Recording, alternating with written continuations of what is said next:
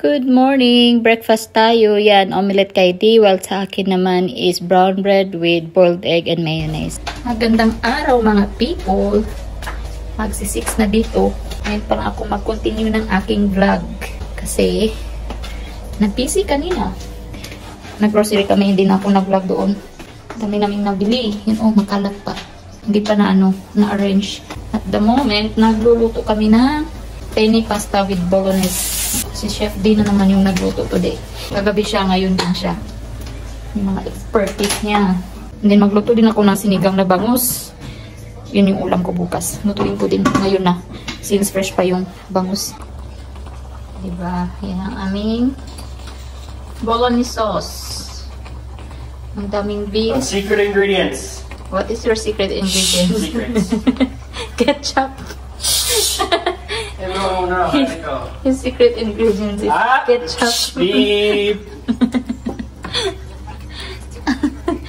Ito yung isisinigang ko mga people, oh. Plano ko kasi daing. Kaya pinahiwa ko na kuya na pag ganito. Tapos, biglaan na lang naisip ko, sinigang ko na lang. Pero since malaki man siya, patiin ko na lang yung kalahati or kahit isang slice. Gawin kong daing, ulam pang breakfast. Tapos yung the rest is gawin ko lang sinigang. Okay. Yay! Yan ang aming penny pasta with bolognese sauce. Ooh. Akan ng parmesan cheese. Me too.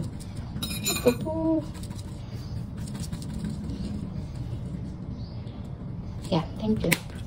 Ito lang yung sahog ko sa sinigang ko, mga people. Kangkong, okra, tsaka eggplant. Din ako nakakuha ng sitaw. Yan, paluto na yung ating sinigang. Guys, lagay ko lang tong kangkong and then goods na. Pero bukas ko na to ulam. Since tapos na kami kumain ng pasta ni Di kanina. In fairness, ang sarap ng pasta niya. Expert na expert talaga siya pag pasta mga people. Yan, masarap yung sinigang talaga. No, pag fresh yung isda. Manamis-namis. Alas 10:20 na dito mga people. Tapos lang namin nanood ni Di ng Ozark. Yung sa series ng Netflix, yung kusina natin magulo. Hindi ko lang kung anong unahin. Pero at least nakapagluto na ako ng ulam ko bukas. And arrange ko na din yung mga pinag-grocery namin kanina. Madami-dami din yun. Bayabas. Di talaga nawala ang bayabas pag kami nag-grocery.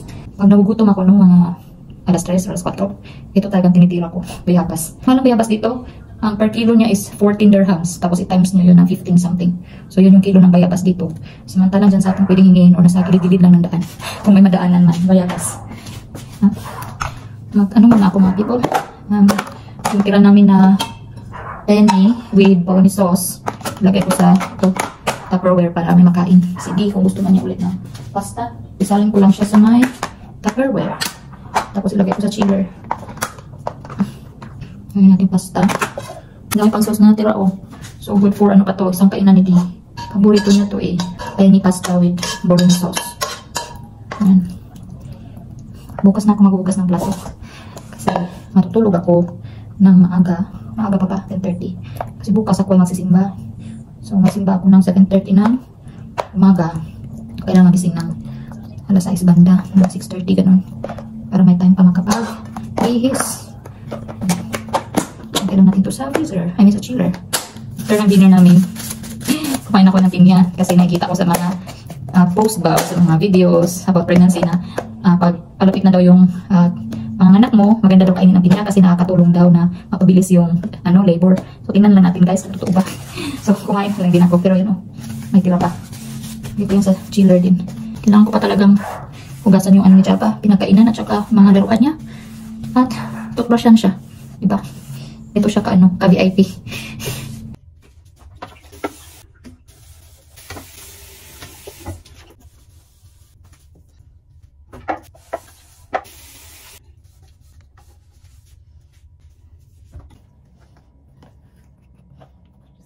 Basit.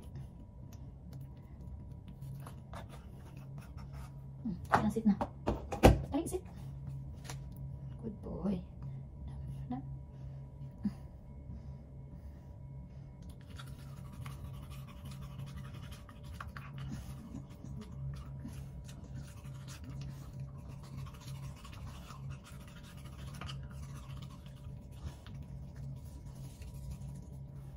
Sunday.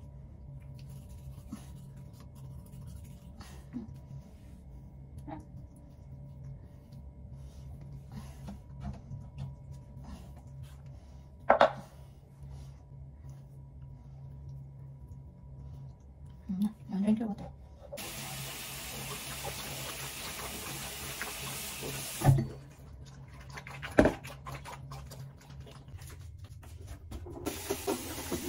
Yan yung sila ba mga people ko. Natingin talaga yan siya pag sinugasan ko yung mga laruan niya. Kaya hello mga people! Sinugasan nila na yung mga toys ko. Yan ang mga topic na sa akin.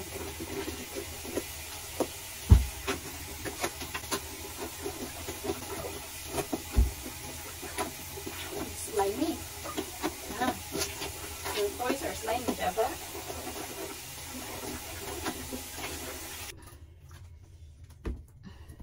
Ngayon siya, nag-aantay. Nag-aantay sa laruan niya. Hindi makapag-antay. Tapos tanggalin niya yan lahat dyan. Lalagay niya doon sa may carpet. Ay, naku talaga. Isa-isahin niya yan, oh. Pagkahugas ko lang, tapos lagay na naman niya dyan. And hanggang dito lang yung aking vlog, mga people. Advance happy blessed Sunday sa inyong lahat. Ingat kayo palagi and maraming salamat sa inyong suporta. Good night. God bless and bye.